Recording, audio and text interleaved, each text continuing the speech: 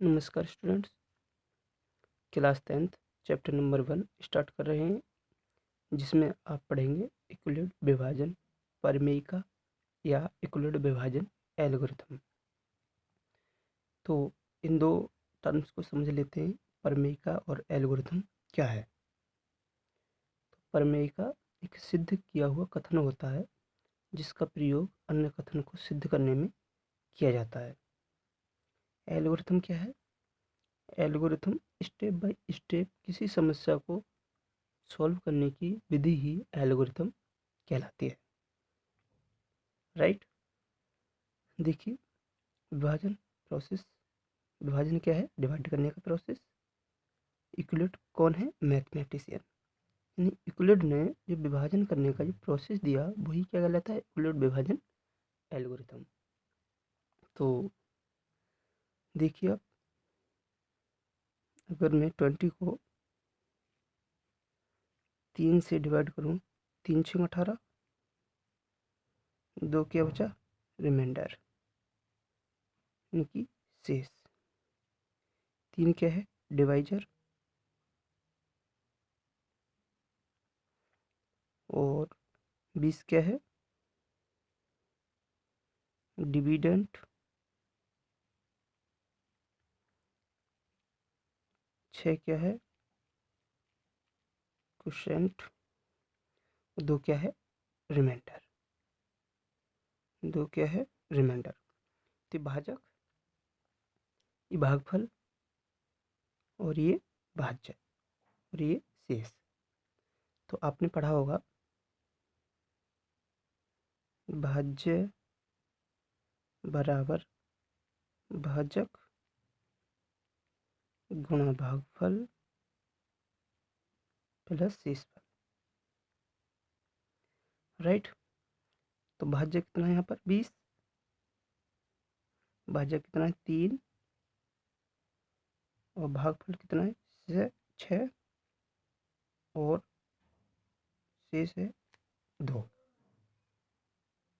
तो आपने देखा, भाज्य 20 है, भाजक 3 है, भागफल 6 है, और शेष कितना है? 2 है। तो देखिए, अगर मैं 3 से डिवाइड करता हूँ तो शेषफल कितना आता है? 3 से छोटा आता है। 0 आएगा, 1 आएगा, 2 आएगा।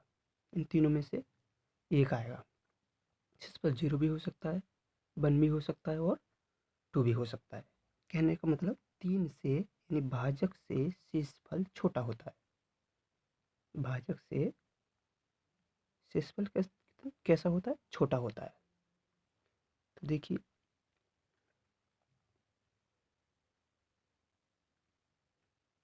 अब आ जाइए 24 और 10 दो पूर्णांक है। क्या है? दो पूर्णांक है। 24 को यहाँ देखिए, 24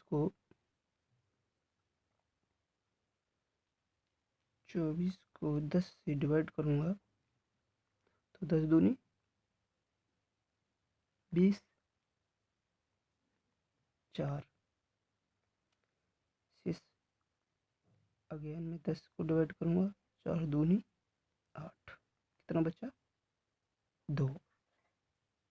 2 से डिवाइड करूँगा 4 को, तो 2 दूनी 4। शेषफल क्या बचा? 0। तो ये प्रोसेस क्या है? यूक्लिड विभाजन एल्गोरिथम है। और इसके द्वारा क्या ज्ञात किया जाता है? एचसीएफ। तो यहाँ पर एचसीएफ कितना है? 2। एचसीएफ कितना है? 2। जब तक हम डिवाइड करते हैं, जब तक कि हमारा शेषफल 0 नहीं आ जाता। जब शेषफल 0 आ जाएगा तो लास्ट डिवाइजर होगा, वही हमारा क्या कहलाता है? एचसीएफ कहलाता है। तो एचसीएफ क्या है? ये क्या है? एचसीएफ। एचसीएफ कितना है? 24, और 10 का एचसीएफ कितना है? 2। अगर मैं इसको लिखना चाहूँ तो कैसे लिखेंगे हम? देखिए, ए, तो 24 10 गुणा 2, रिमाइंडर कितना बचा 4। पहले स्टेप में आर का मान 0 के बराबर नहीं है, क्योंकि आर का मान यहाँ 0 के बराबर नहीं है और हमें लाना क्या होता है एचसीएफ में 0।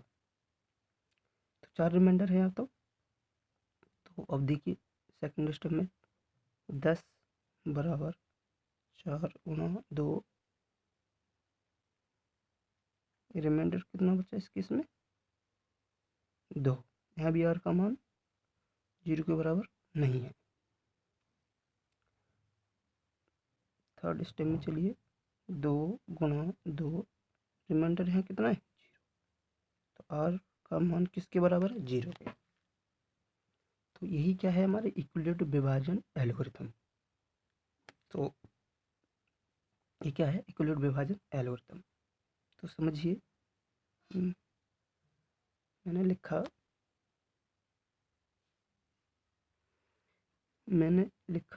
ए और बी क्या है तो पूर्णांक है, ए और बी दो पूर्णांक है।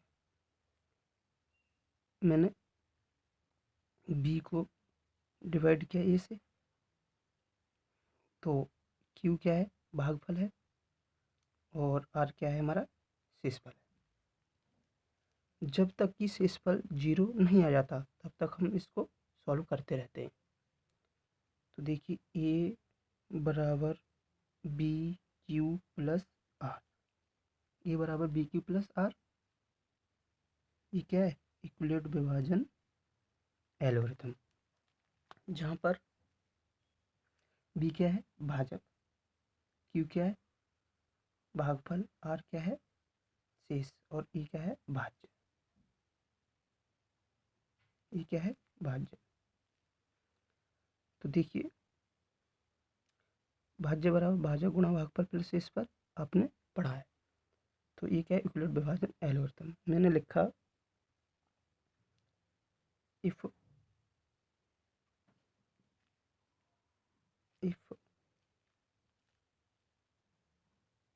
ए is equal to 4 Q plus are